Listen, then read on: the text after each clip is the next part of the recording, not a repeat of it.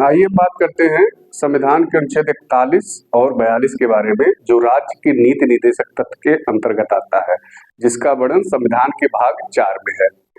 अनुच्छेद 41 में कुछ दशाओं में काम,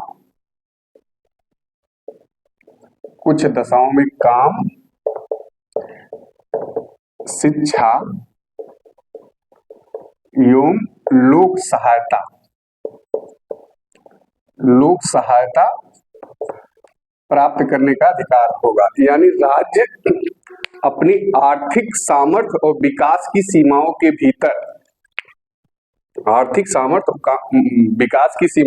भीतर काम करने का, शिक्षा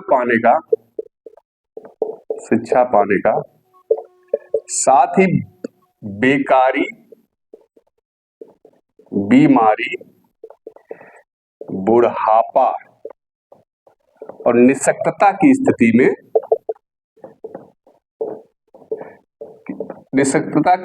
साथ ही अन्य प्रकार के अभाव की स्थिति में राज्य का यह कर्तव्य होगा कि वह इन सब से निपटने के लिए प्रभावी प्रबंध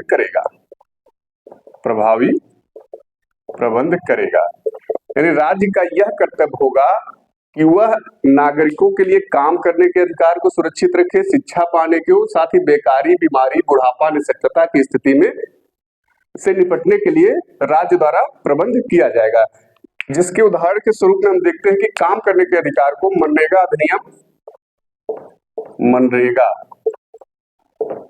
अधिनियम 2005 लाया गया था, जिससे प्रत्येक व्यक्ति को 100 दिन के रोजगार की गारंटी दी गई थी। शिक्षा पाने, जैसे बेकारी, बीमारी, इसके लिए तमाम प्रकार के जो स्कॉलरशिप हुआ या वृद्धावस्था पेंशन, विधवा पेंशन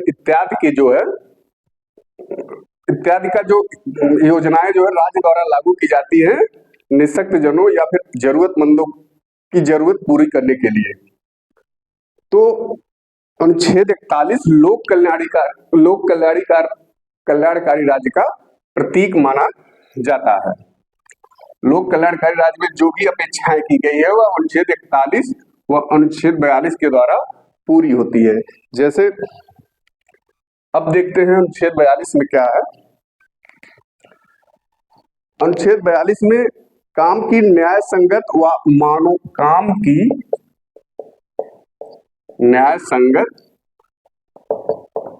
व